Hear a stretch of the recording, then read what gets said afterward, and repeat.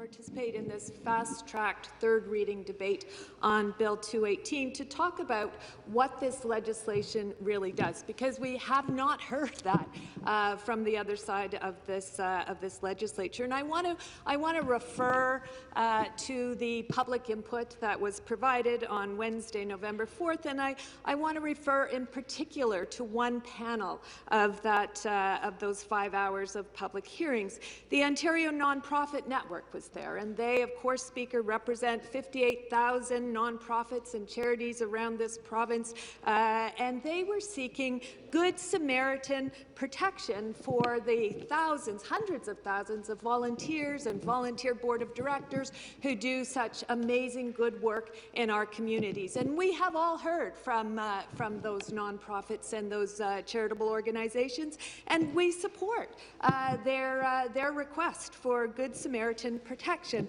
so that they are not held liable for good faith efforts that their volunteers may have made during the pandemic.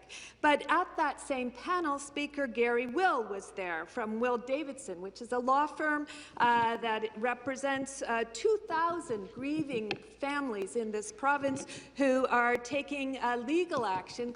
They are engaged in class action lawsuits against long-term care home operators for negligence that they allege against the residents of these long-term care homes. And Gary Will was there along with two of these families who spoke about what it felt like to see this government bringing in legislation that's going to protect these long-term care home operators from legal liability. And the third presenter on that panel was London Mayor Ed Holder.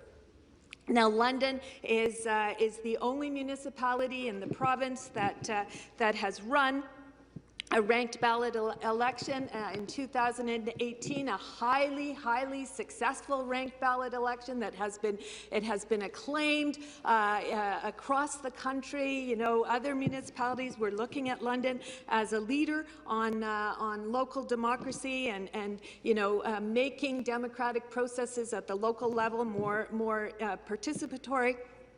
So he was there as the only deputant of the 15 people who appeared before MPPs to talk specifically about Schedule 2 of Bill 218, which eliminates the ability of municipalities to conduct ranked ballot elections.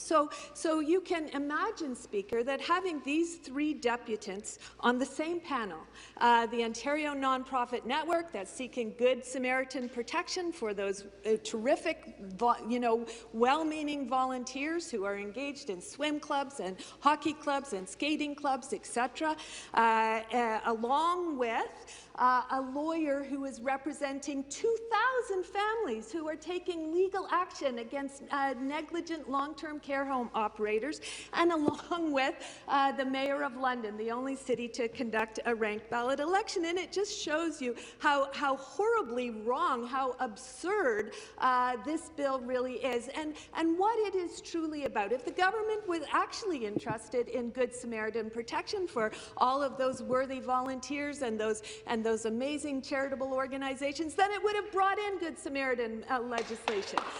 But it did not. It has brought in legislation that is going to protect for-profit long-term care home operators from legal liability for damages that may have been caused, and it is going to remove the ability of locally elected councils and municipalities across this province to determine for themselves how they will govern, how they will elect the people who are going to represent the people in their communities. And so, Speaker, to suggest that there is any kind of a level playing field between the long-term care home chains and those thousands of nonprofit organizations is ludicrous. It is ludicrous to suggest that the government, that entities of the Crown should be held to the same standard of care as a hockey coach, as a swim coach, as a skating coach. It's ridiculous, Speaker. And we saw that in the presentations that were made to this committee. And Speaker, I want to, in the short time I have, I did want to speak specifically about ranked ballots. Because, as I mentioned, my community of London is the only municipality in Ontario to have conducted a ranked ballot election, and we did it very, very effectively. We did it in a way that has garnered attention and interest from across the country, from other municipalities and other provinces, in fact, who want to do something similar in their communities. And I asked the Mayor of London, did the government consult with you before they introduced this legislation? No, it did not. The Association of Municipalities of Ontario did a written presentation, and they indicated that there was zero consultation with any one of the 444 municipalities in this province. And we know, Speaker, that under the Municipal Act, the government of Ontario has a responsibility to consult with municipalities on matters of mutual interest. And surely decisions about how municipalities govern themselves is a matter of mutual interest. But this government chose not to consult. And whether you believe in ranked ballots, whether you support ranked ballots, that's not the issue.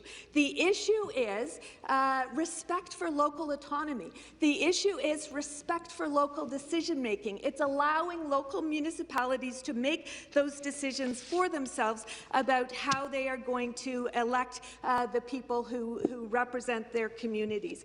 The government's justification for moving ahead with eliminating ranked ballots is that there is a need for consistency, that it's too confusing for municipal voters to have to face ranked ballots in the voting booth. But, Speaker, in London, 68% of the voters who voted in 2018 they understood very clearly what a ranked ballot was. They took the opportunity to rank their choices on that ballot. They knew exactly what they were doing. And we know even within municipal elections, there is already no consistency across this province. Some municipalities elect councillors at large. Other municipalities group wards, and they elect 1, 2, or 3 councillors per grouping of wards. Some municipalities elect regional councillors, others do not. Some municipalities directly elect deputy mayors. The City of London does not. There's no consistency even within the municipal sector, and there is no need to have municipal ballots look exactly like provincial and federal ballots. That decision about how democratically elected local councillors are going to be elected should be a decision that is made at the local level.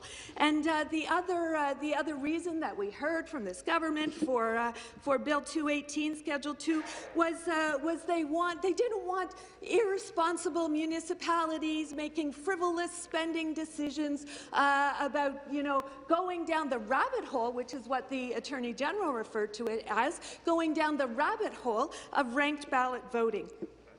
First one for today. How disrespectful that is to the locally elected people who serve at the front lines, who have been doing everything they can to help Ontarians get through this pandemic.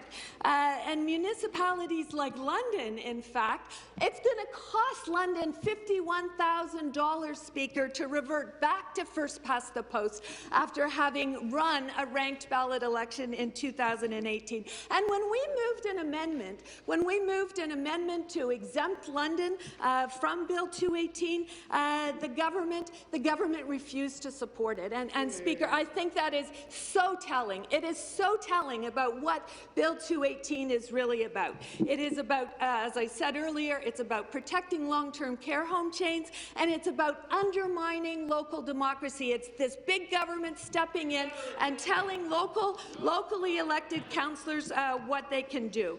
Speaker, municipalities like Kingston and Cambridge have already passed referendums in which their citizens have said, yes, we want to move ahead with ranked balloting, and they should be allowed to do so. We know that 14 municipalities sent in input to this committee stating their support for allowing municipalities to go in that direction. And we know municipalities are responsible fiscal managers. They will do what's in the best interests of their city, of their communities, and they should have the right to do so. Thank you very much, Speaker.